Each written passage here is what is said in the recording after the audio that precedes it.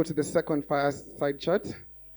Our conversation on our second fireside chat is distribution models in the film sector. And this session explores a couple of things. One, the rise of grassroots tech-enabled and hybrid distribution models. How African filmmakers and exhibitors are curating audiences, not just content. The economies, risks, and reward of going beyond conventional systems. Ooh. And finally, what a sustainable, inclusive, African-owned distribution ecosystem might look like. I kind of feel like Phil has partially answered that. So I'm going to invite the panelists. Please show them some love as they come in. Our first panelist coming up is Cindy Makandi, who is the founder of Tunga Africa.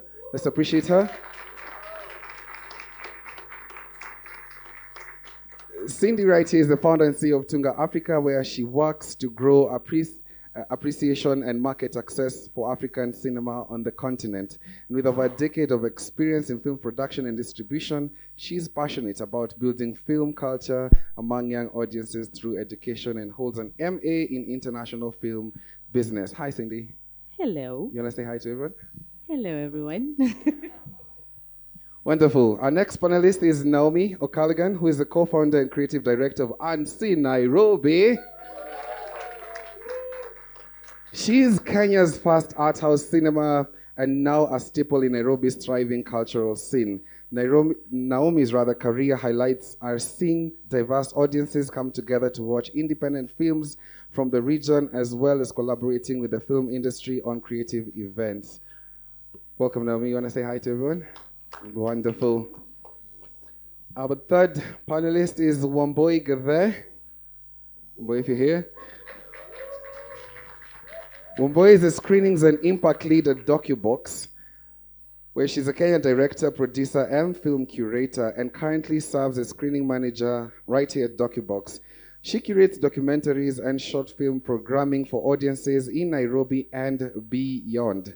An award-winning filmmaker and alumni of multiple international labs, she is passionate about visual storytelling and its power to spark dialogue and connection. Welcome, Wambui. And our final and last panelist for this fireside chat is Sam Soko, who is a filmmaker and co-producer of LBX Studio. We can do better. Let's appreciate Sam as he comes up on stage. LBX is known for producing powerful socio-political documentaries, including Softy, No Simple Way Home, and Free Money. And his work explores themes of identity, justice, and governance with a focus of East African stories that resonate globally. Karibu sana Sam. Asante. And our moderator for this session is Mitzi Goldman, who is the CEO of Documentary Australia. Mitzi Goldman is a pioneering nonprofit connecting philanthropy and documentary to drive social change, a filmmaker with over 35 years of experience. Please help me appreciate one more time our host for this session. Thank you. Thank you very much. And thank you for inviting me to be here. It's a real honor to be here at this panel and to meet you all. And we've already had some very interesting conversations. Look, there are so many things to talk about, and there are so many challenges. So I know that we've got a time restraint. So I'm going to power through it. I'm going to start with you, Wambui. I'd love to know a little bit more about what you're doing here at DocuBox to build audiences, to nourish those audiences, and to bring audiences to the films that you're supporting. Thank you so much. Hi, everyone. So I'll give you just a brief background of how we started our screenings. We started in this very grounds where we used to screen international, not even international, but award-winning documentary films. And this was in a bid to grow audiences, but also to inspire our filmmakers to make quality award-winning films as well. So we started in this grounds, and then as audiences built, we moved to and had a partnership with Power 254, where we'd have monthly documentary screenings The audiences continued growing gradually, and of course, with these, we'd have Q&As, we'd have panel discussions, and then thereafter, in 2018, we had a partnership with Alliance Francaise, where we would still do documentary screenings every month, and with that, it ran for about 2 years. That was just before COVID. So aside from the documentary screenings, we were also going to community screenings where we'd screen different films in different parts of the region, mainly because these films that would be screened would be touching on very crucial and important issues. However, the audiences did not have access to these films. So we'd take our blow-up screen, so we'd have like a mobile cinema, go to trade centers, go to different cinema halls, not cinema halls, but community and social halls, where we'd take the films based on the different crucial and important issues like climate change, the right for girls to also get education as well. We did a very intense, campaign on girls getting back to school with He Named Me Malala. How many people are familiar with He Named Me Malala? Okay, wonderful. Where we reached about 16,000 girls in different schools. So that's how we've been growing audiences gradually. But aside from the community and the documentary world, we started screening or offering a platform for short fiction filmmakers as well. We had the most fun event to come out of East Africa. Who knows what I'm talking about? Shots and shots. Oh, yeah. So the shots and shots, for those who are not familiar, is we curate African short films from Africa and diaspora. We come dressed in our shorts, and we toast the filmmakers with shots. Oh, yeah. So with this, we've been growing audiences gradually. We started in 2018, and we've been running for the past 7 years. And aside from having it primarily in Nairobi, we've also had the chance of collaborating with different festivals. We've had different editions in different regions, including South Africa. We've done Kampala. We've done, as recent as in May, we did Paris as well. So we've been gradually growing the audiences. But I think also for us, it's very important to not only grow audiences here, but also to get in touch with the Africa diaspora. Oh, fantastic. I mean, I was really very interested in the comment that Phil made on the last panel that the cinema audiences, people are not used to going to cinema, but if you have a special event, then people will come to special events. And certainly it's not unique to Africa. I think that here in Australia as well, we're finding that we have to take our films to the audiences like you've been doing and build those audiences. So very interesting. And certainly there is an audience for documentary, there's no doubt. There's an audience for films. Absolutely. Yeah, and they love it when they can find them. Yes. I think for us, it's more of how do we get these audiences to connect with the films that are being made? We are a documentary film fund, and once these films are done, where do they go? But aside from them going to festivals, doing the circuit, aside from them doing special screenings, how do we get these films to the communities? And this is how we've been able to achieve over the years. It's brilliant. Sam, I'm coming to you. You're a producer. You have a production company. You also distribute your own films, and you distribute other people's films. Why did you make the decision to become a distributor and to also distribute other people's films, and how have you gone about that? Thank you for that. And yeah, the conversations are super inspiring. Thanks, Judy. Thanks, DocuBox. It's great to connect and engage in this space. So to understand our journey to distribution, we kind of found ourselves or see ourselves as a kind of community-driven production company. And we started with making work. However, we couldn't retain value for that work. And one thing was we had to pivot to see how can we make there's stories that we want to tell, but keep that as much value of those stories here. And what that kind of led us to be like, okay, we can be this IP business and grow that IP business. And that's what LBX Africa was, an IP business that essentially is also a space of an apprenticeship type of community, both for producers and editors now. So that because we always were like, we need more stories, we need more producers, but these producers never have space to work, because they have to dance this dance of like, I need to do all this NGO work, I need to do this to pay my bills, I need to do this, but they never have time to produce. So that was one thing we started doing, and at the same time give space for editors as well, because editing is an apprenticeship and people need time to do it. So that's what LBX Africa became.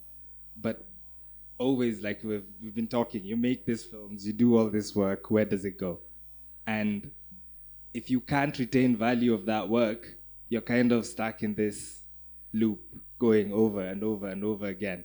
So how can we retain this work? And that's what we created a company called Big Emotions. And Big Emotions is an impact and distribution company. And the idea of that company is building on the networks that already exist. Essentially, Philip was here talking about his network. So how can his network connect to another network in another place so that his community we build our own community and take advantage of it? If we were talking about cinemas and people are not going to cinemas, but there is no way you can have an African film coming into this continent and it'll be shown in most of the cinemas in the continent. However, Hollywood films do that all the time. So how can we connect all these theaters and talk to the theaters and all these people in these theaters and be like, what do you need? What do you want? What are you looking for? And in a way, loop back to the IP and talk to the filmmakers and tell them, hey, this is what this side is looking for. This is what they're trying to do. And not only do that in Kenya, but do that continentally. And that's on that kind of commercial space type of things. But then there's the impact side, where there's the education, like with Cindy. So we're working with Cindy with the films we're doing and with the screenings that Wambo is talking about, because all these are networks. But how do we take advantage of all these networks, but at the end of the day, bring back value to the people who are making the work and doing the work and doing that consistently? Yeah, I really understand this notion of, like, you can support filmmakers to make their films. At Documentary Australia, I always say we help films be made and be seen. We've done quite well in helping films be made, but there's a lot more work we need to do to help films be seen. Like, that's where the real struggle is, because the relationship between the filmmaker and their audience is often mediated, right, by the exhibitors and the distributors. And so how to kind of get out of the way so that audiences can find these films. So I guess my question is about audiences and what you understand about your audiences. And we had a very interesting chat just before about there are different audiences. There are international audiences, there are African audiences, and how when you're making the film, you don't want to compromise the story for the audience that you're trying to reach. Can you tell us a little bit about that? Yeah, it's very interesting. And I think our belief is that conversation has to start at the beginning of the story, where the storyteller has agency to tell that story. And the challenge in this space is a lot of storytellers have had to mediate the agency so that they could get support or find ways to tell the story. And in that level, there's a lot that's in play. There's a cost here. Because one of the biggest things that you're giving away is the ability of your audience to understand what you're making. And that's the biggest cost. And what that has done consequentially, we have all these films being made, but they can't translate. And whenever we try to be like, can these films move this way, you're always stuck. Primarily because from the genesis, in a way, you are doomed to fail. So how do we mitigate that? How do we re-engineer that? So it starts with the IP. It starts with the storytelling. It starts with giving a seat at the table with a storyteller. Then on the next level, another space we work in is gear, for example. You have a lot of people who are buying gear, but a lot of that gear lays dormant. And you have all these storytellers who can't afford to get this gear, or they have very little money to get this gear, but these people are not connected. So can we build a network where you have gear owners and these other guys who are trying to make this film? That means we're democratizing equipment. It makes it so you who wants to shoot with a high-end camera can literally be able to get it for half the price that's being spent right now. So there you see the agency and the making of the content now works. But now by the time you get to the screening, that's the conversation you're having with your audience, because now you're listening to them. And a very good example, interesting enough, is there's a film we premiered at CPH called Matabeleland. And we had, I would say, lukewarm, fairly decent premiere. And we've really struggled when it comes to the festivals outside. But in making the film, our primary audience was a Southern African audience. So our key space to take this film was in Southern Africa. And we premiered at Encounters, and we had 2 screenings originally, but they got sold out, and we needed to have 2 more screenings after that because of very sheer response. We were in the directors here, shout out Nyasha. We were having, our press became so dramatic that right now the subjects of the film are under surveillance by the government. And literally because they have not watched the film. Because the film is not political, the film is not feisty or anything, but the film is about a love story and a man who's traumatized and how the trauma has caused a lot of pain in his family, that he's really been struggling to move on because his father died in a genocide. And it's a man who's 60 years old, who's vulnerable enough to confidently tell you he doesn't remember the number of how many kids he has. But he has a picture of every single one of them. And that's something very personal to a lot of African people, their relationships with their parents, especially their fathers. And that's why that film hits this side, but doesn't translate on this side. And the fight in making this film was allowing ourselves to make it, because every single person wanted us to make it political. And in that way, the audience receives. So if the cycle works that way, all these networks with Philip, with everyone who's doing in this space, in impact, we are all going to build an audience that will bring value back to the people who are making the work. Yeah, and it speaks a lot to many conversations I've been having in the last couple of days about IP, the ownership of the IP remaining here in Africa, if the funding comes from overseas, how that compromises the storytelling, who's telling whose stories to which audiences, etc. There's a tension there. And I think it speaks to the previous panel on the future of storytelling, is how to navigate those tensions and stay true to your audience here, which is a huge audience, massive audience. Yeah. So moving to the cinema space, Naomi, I'd love you to tell us a little bit about what you're doing with Unseen Nairobi, and it's an ambitious space you've stepped into to create a cinema. We were also talking last night about the importance of owner-operating and entrepreneurship in this space. Tell us a little bit about what you've built with Unseen Nairobi. Thank you. So I suppose Unseen came about from Nairobi had such a thriving cultural scene, but we felt there was a small piece missing in the puzzle, which was a space where you could have an experience when watching a film with other people. A space that was fun, a space that felt a little bit like home, and we began, I think, in 2018 with pop-ups, and they were definitely more of an experience. We had our first pop-up on the rooftop of the Sarakasi Dome, which was amazing, looking at the Nairobi skyline, and then we moved on to the Railway Museum, and then we realized, okay, there's a need, there's a want for this experience. And so we decided to set up something permanent, and that's how Unseen came about. And since then, it's kind of exploded. We didn't really think there would be such a need for it, but yeah, we've been proven wrong, which is good. And then, of course, as soon as we started screening Kenyan films, like Softy, for example, there were queues.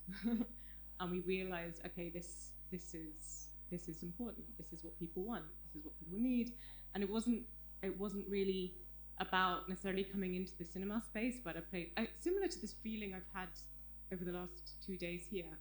It's this feeling of, I don't know, it's the space, it's meeting like-minded people, and it's become more than just the cinema space. It's become a place to hang out, it's become a place to talk about film. So yeah, we feel that the theatre space is a little bit old-fashioned, and people definitely want more than just coming to see a film and leaving, which is why we have the roof terrace, we have the restaurant, we have the bar, and we try to put on as many events as possible. Yeah, that's what we're doing and still doing, and always working with other people in the industry, with Lightbox, with DocuBox, soon with you, Cindy. Yeah. So I assume there was a kind of development period, a bit of a research and development period before you got started. How did you identify that need?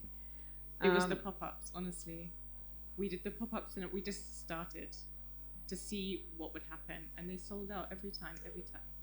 We had waiting lists. People wanted, it was a need. We didn't really do much research apart from that. We just thought, let's just start, see what happens.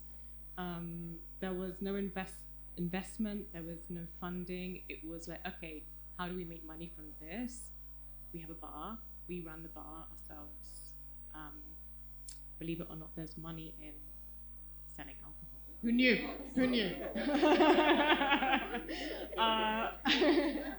You know, I don't know how other cinemas survive without tamarind margaritas, honestly.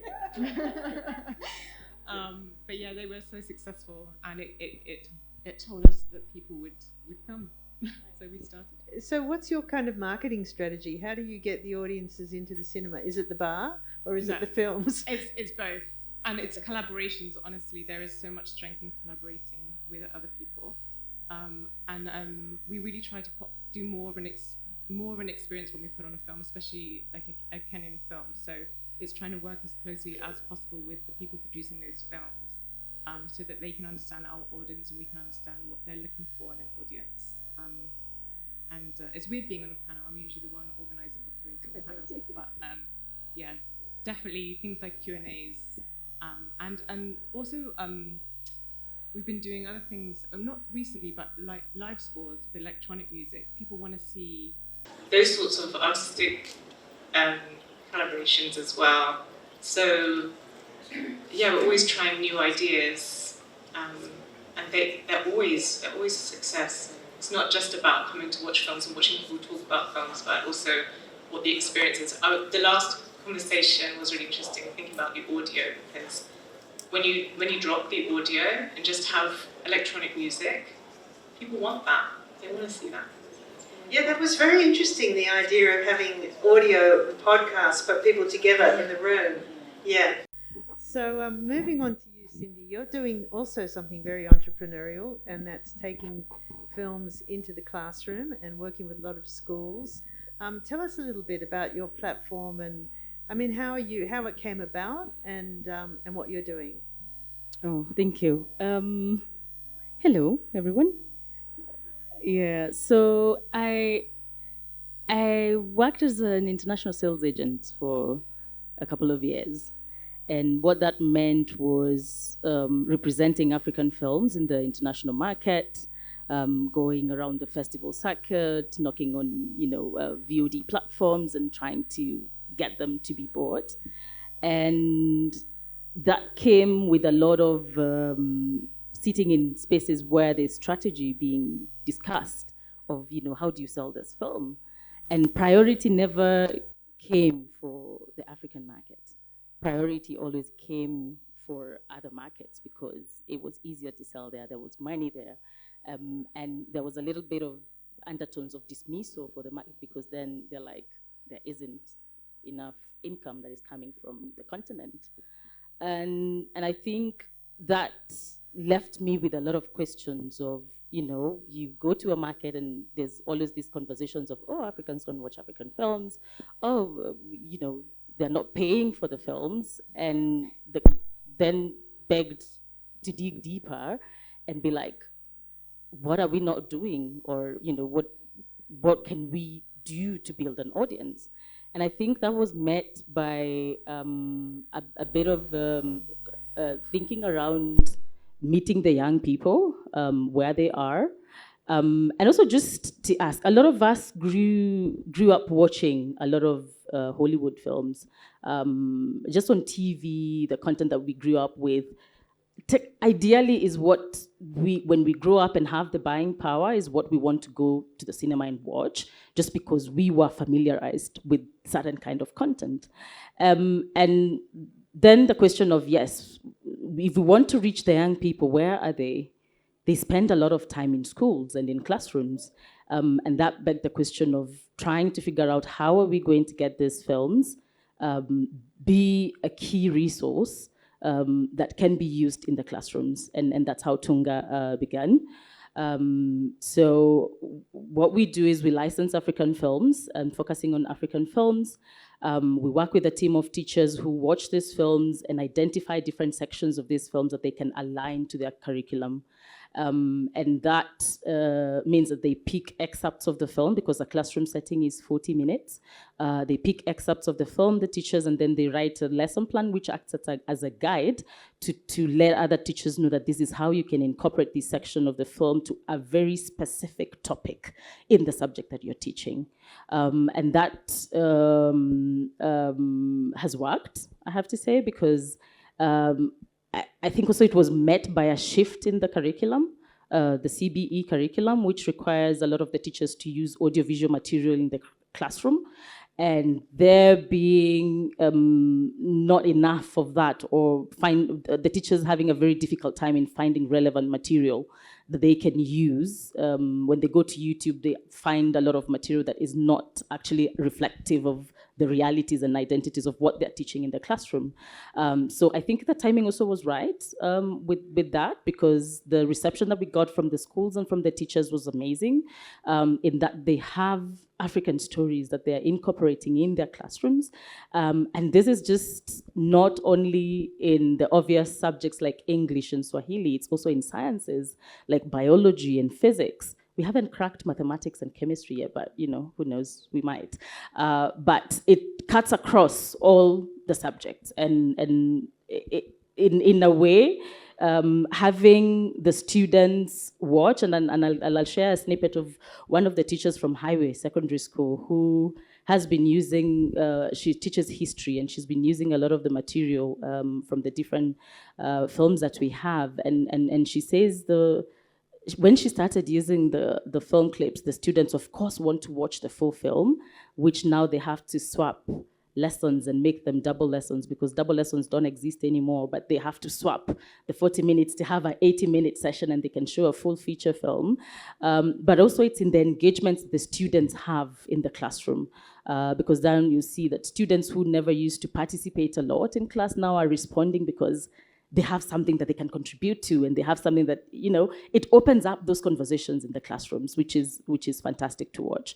And I think now, coming from the classroom aspect of it, there's the out of the classroom bit, in which we are getting invited to many schools because they want the in-person experience again, where, of course, now we do educational impact screenings, of course, in collaboration with other organizations like DocuBox. And in these spaces where you go and sit in a space where you have about 2,500 students that get to watch the film and interact and engage in the conversations that are there, but also again, when you're leaving that space, they're like, where can we find more? And we tell them then there's a platform that they can use every day in their classroom and outside their classroom. And when they go for their club sessions, entertainment for those, a lot of schools in Kenya are boarding schools, and there's that section of entertainment that is there, and them not having to go to look for other different films, but they have a place where they can go to, find a film, and just use it within the school setting. Oh no, congratulations. I mean, it's so important for African children to grow up seeing their own experience reflected on the screen and not just be consumers of kind of Hollywood or YouTube, rest of the world content. So yeah, congratulations. And does it also translate into students wanting to make films? Yes, actually. I'm going to talk about that a little bit. There's how many know the Kenya National Drama Film Festival? Yeah, those who went through the Kenyan system. So we have a national competition that involves theater, and now they've been doing film for the last 10 years, where schools and students make their own films. And in this year's national competition, in a collaboration with DocuBox, the Climate Story Labs, and Kenya Grapes, we put a call for students to make climate films. We're not creating the system, but within the national competition, in collaboration with the Ministry of Education. And in the national level, out of 246 films submitted national-wide, we had 45 films that were made by students that touched on a climate aspect. And out of those 3 films, out of those 45 films, we awarded 3 films that won the climate category. And I think, watching those films and the kind of stories that these kids are telling has been like a very emotional process for me, because you see the talent, you see the energy, you see the level of storytelling that they come with at this competition, not only just the climate films, but at the national competition level, which was brilliant. And in an extension to that is also trying to get them to figure out you've made these films, how do you get them seen? And how do you organize for yourself as students to champion for the stories that you've created? How do you start building audiences for your own film? And I have to say, the national competition in itself is attended by around 26,000 students from across the country, and we managed to host a film hub, a space exactly like this one, where we had over 6,000, if I'm right, over 6,000 students come to sit and watch films and talk about films and have an immersive experience of interacting with cameras. We had Kenya Grip, who brought in a whole set of gear for students to interact with, and just other different formats of storytelling. And the interest is there, the desire is there, and you can actually see it from the kind of work that they produce. And also, just to note, filmmaking now is a career pathway that students are starting to learn from grade 9. So I think, as we continue, even as filmmakers, and that is just to know that the talent now is being nurtured all the way from grade 9, moving ahead. Yeah, I was going to say that it offers a career pathway, and there are role models of filmmakers who I suppose also go into the schools and speak about their films, but also an engagement with social issues.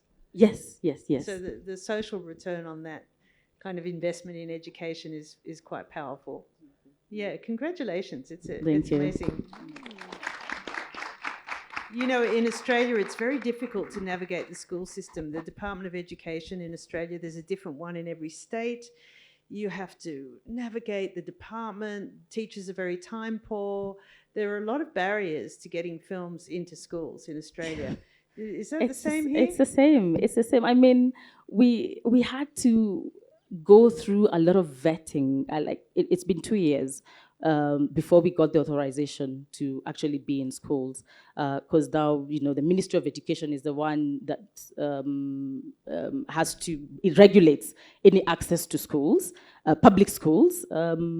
And they had to take us through a lot of vetting sessions. So what kinds of films are you talking about? Are you going to bring things? There's a way they phrase it. Are you bringing this? Yeah. So we had to go through a process of vetting, which took us about 2 years before they came to realize that anyway, this is exactly what we are doing. These are the types of film that we are taking into school. We are not corrupting any minds. We are not. Yeah. So and they finally saw the value in it, and they gave us the authorization to be in schools. So we are fully authorized by the Ministry of Education to be in institutions. You must have a lot of filmmakers beating their way to your door to get their films onto your slate and get teachers to write education material. Is that right, Sam? Definitely. I think most, if not all, our films are licensed to them. So we just need to be consistent and keep. I think that's kind of the trick with building audiences. Is the same. It's like we just need to be consistent in what we're making and keep feeding. Yeah. That's terrific. And so at DocuBox, you're also working closely with Cindy on the education program. Yes, we've been working closely with Tunga Media Africa to reach these audiences in schools. But I think something else that I wanted to just mention is we've talked about cinema, we've talked about schools, we've talked about community, but we haven't talked about broadcast, which is like a big elephant in the room. How do we get these films seen wider? Because there's so many people who own televisions and don't get access to these films. So there's a project that we did in partnership with, there's a project that we did on sexual reproductive health, rights and justice that Cindy was leading called Get Real. And these are very heavy thematic areas that we talk about. There were short films from East Africa where in this kind of model, this strategy that we had for impact, we not only focused on community screenings, school screenings, but we also focused on getting the right partnership to get more people to watch the films. So we partnered with MediaMax, K24 for the Kenyans in the room. And through this, we were able to collaboratively bring audiences together live to watch the films and have curated panels that would talk about the various issues like abortion, early pregnancies, etc. Hi, Elsie. Elsie was the impact producer for that. And because this MediaMax had the broadcast, of course, the TV, they also had digital platforms where people could tune in and watch the films. We were able to reach massive audiences that we haven't reached in just one impact Can you say the number? Yeah. 3 million. Yeah, exactly. Yeah, in a span of 4 episodes. Yeah, and maybe what you even mentioned, that it was a live broadcast. So we have a gathering like this, they watch the film, but it's being broadcast live. So we are taking that experience that is happening in physical impact style kind of conversations, but then transmitted on broadcast. But also to mention the leveraging of the other channels that MediaMax had, because K24 was our main channel, but when we went to Nyeri, they incorporated Kameme, I want to say Kameme TV. There was access to radio where you have hosts talking about the films, talking about the issues. Then you go to digital, you go to print, and having that collaboration with a media house that opened up access to audience that we would have never imagined to reach was quite fantastic. And also just to add, in the educational aspect of it, we also do licensed non-exclusive broadcast rights, because we are looking into working with broadcasters that that have educational channels or programs where we want them to start screening films. And one of the examples in Kenya is the Edu TV that is there, and trying to see how are they also able to program these films and, reach out to an audience that we might not have direct access to, but with a broadcast then gets to a wider audience. But I can see someone to that. Hi.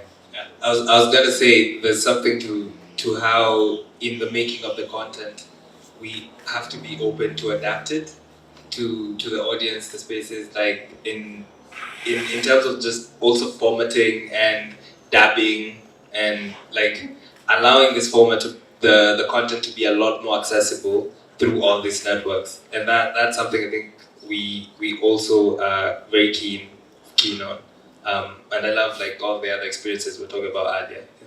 It's interesting to bring up broadcast because I almost forgot to ask about it because broadcasters in Australia have become so difficult to deal with. They're almost irrelevant. I mean, they're not really irrelevant. They have a lot of money, but we're trying to find alternative distribution pathways to the audience because the broadcasters are so risk averse. So it's interesting to hear that you've got this successful broadcast relationship.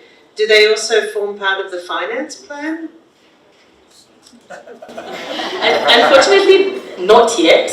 But I think from the engagement we've had with MediaMax, it left them with some questions and left them with some things to discuss on yeah. Sorry, and just to add, I think they also came in with additional value.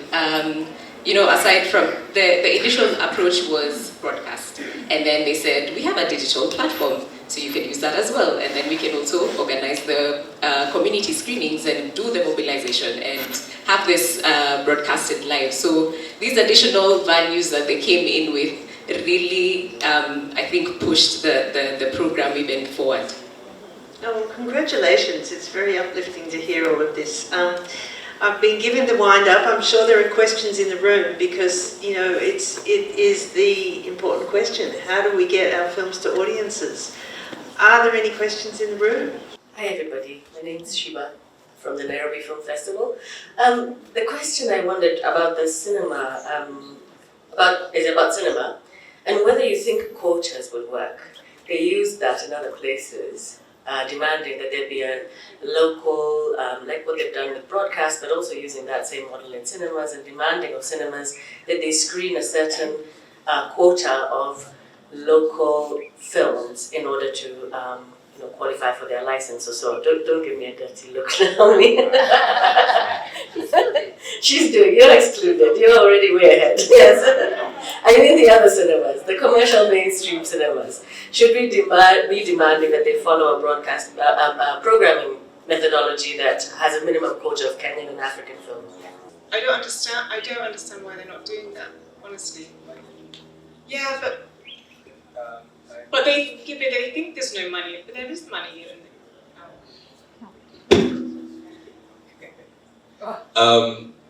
So we're in a catch-22. You're like, businesses want to thrive, they want to survive, they want to keep going. And in their balance sheet, if you're looking at it, they're like, the only films that bring money to us are your blockbusters and these other things. So they're genuinely freaked out and scared because the few experiments they've done have turned out terribly. But partly, mostly to their fault as well, because there's a misreading of what's supposed to happen. And when you have that disconnect, even if you present a quota, there's a possibility you might be killing a business.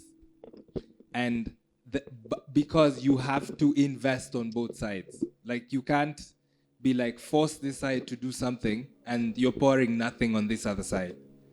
There needs to be, like with the schools, with all this, with the education, there needs to be investment in this ecosystem so that everybody gets value out of it. So if you go hard on one side, there's definitely gonna be payback on another side. And that's the thing. So the conversation is would be more complicated than just quotas. I would say quotas would work if there's equal, if not more, investment in the development, the education, and all this other stuff. I can see Naomi Just is one more itching thing, to say though. something. Okay, yes, blockbusters, you're thinking of the Marvel and everything, and yeah, they make money, but do you know how Unseen Nairobi made enough money this year to expand? Was Battlefly Keeper. That is how we expanded. That is not a Marvel movie, that is a Kenyan movie. And that is why Unseen Nairobi are now screening, 4 different films a month instead of 2, because we took that risk. Also, they don't have the patience. They don't have patience. Or word of mouth is everything here. So with Battlefly Keeper, it started. Let me not use that as an excuse. As an example. Sorry, I'm trying to think of another example. Okay, maybe Sketchy Africans, which we screened last month, the month before. That had actually already been seen by a lot of people, but there was a huge amount of people who hadn't seen that film. So at the beginning, it was only the people who had maybe already heard about it that were maybe telling people. But after, at the end of the month, so many other people had heard of that film and they were coming to watch it. So it was often slow at the beginning, and then people start coming. You just need some patience. Also, doing the blockbuster film, The Battlefly Keeper, is my example of a block. Yeah, where's Tony? And then screening one that maybe isn't as well known or hasn't had as much marketing simultaneously. There are tricks. They're just not taking a risk. And thank you for the question, because of course festivals are the place to kick off, and to develop audiences and begin that word of mouth and that critical success of a film that then flows on into all the other places that one can catch up on a film. I mean, yes, there's a few hands going up. My question, appreciated everything. This is a great chance for us Ethiopian to be here and to entertain with all this. Now my question goes to my sister with a white dress, white hair, playing with the angels in the education. Now, how are you handling with the government, the rules and regulations? Yeah, we have the Kenya Film Classification Board here. So each and every film that we license that goes to school has to go through them, and they give us a rating. And in that rating, we're able to know, is this film suitable for high school? Is it suitable for tertiary? Is it suitable for lower primary? That's from the film side. So from the film, we have to take our films through a rating system. But from the educational side, we have to work with the Ministry of Education. And the Ministry of Education is what I was saying, that we had to go through a vetting process for them to, one, acknowledge the rating from KFCB, government to government, say you don't have to do double vetting for these films because KFCB has done the vetting, and for them to accept that as a valid vetting process for the films, and then also for them to understand the process in which we use the film. So the vetting comes into the collaboration with the government bodies comes in 2 prongs, from the film side of things and from the Ministry of Education. And we are beginning the process of looking at other African countries as well, and trying to look at what the regulations are in those countries as we plan to roll out to other African countries. So we do, of course, have to work with the guidelines and regulations of those countries, just because also dealing with young kids and all that, you have to follow some certain kind of regulations to be in those spaces. Yeah, there's the man in blue. Hi, my name is Mark. I wanted to find out, I think one of the challenges in distribution from a filmmaker perspective is when it comes to earning the split. And I think it's a big challenge. I always, when I talk to my friend filmmakers, it's like, okay, go to the cinema, but it's 50-50. Oh, wait, what? And we know at least for foreign films, there's, after the 4-week, the change, yeah. How do we, especially for people in distribution, how do we change that so that knowing what filmmakers are going through trying to make the film and the business is there, but also understanding that they do need that leverage at the beginning to try and make a margin, that if we start at a 50-50, I've already lost such a markup that I'm struggling already, even though you as a distributor, you're making money through the film and you're making money through what you're selling or everything else. But as a filmmaker, you are already on a back foot when it comes to it. Do you want to take that one, Sam? Hey.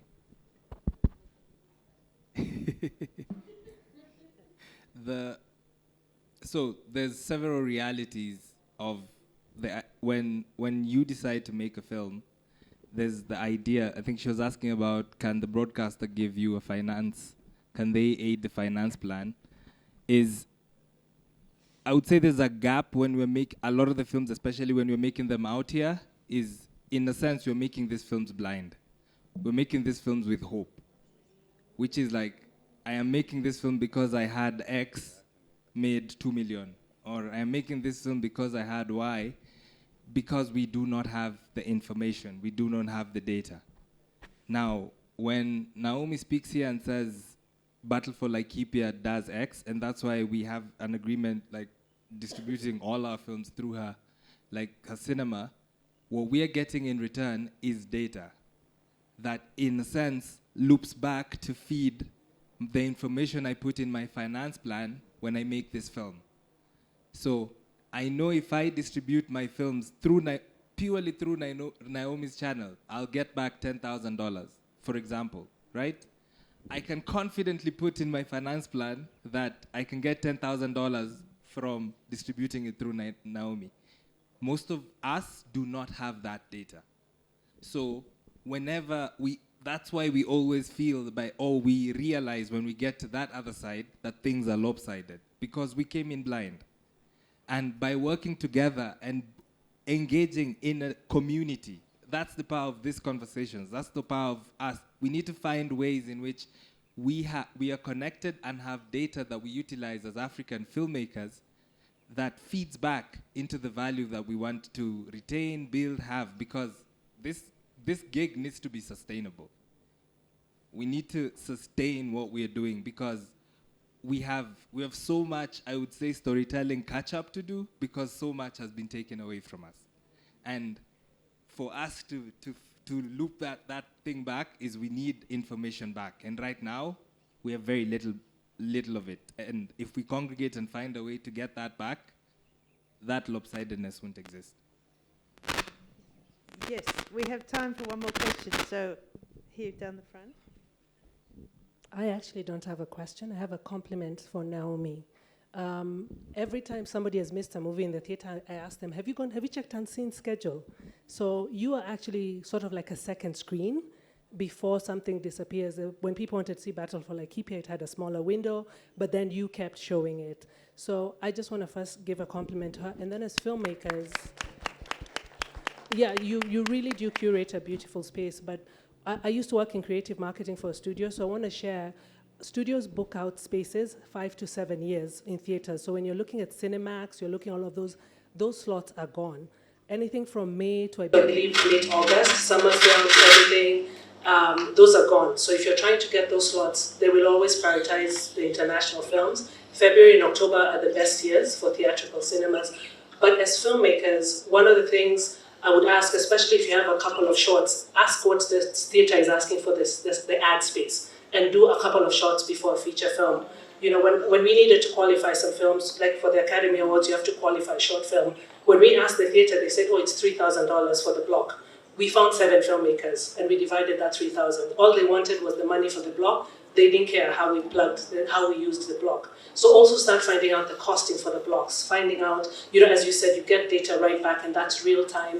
You can put in your finance packet. But I just really want to point out Naomi's space is you're really the second space where if something's not seen and somebody says, I want a life, and people follow your Instagram page. I've had friends who've been around and they're like, oh, I just missed this. I'm like, check Unseen. And they're like, oh, it's showing. Let me take my mom right now. There was somebody who brought his mom from Mungai. He literally drove from Lavington, picked his mom and came back. So that's the kind of impact you're doing.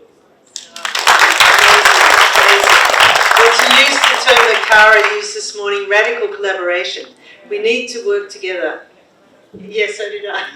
We need to work together in partnership, share knowledge, share information, experience, And that's what this is about. So thank you all for being here and being a part of this conversation. And thank our panelists. Thank you so much.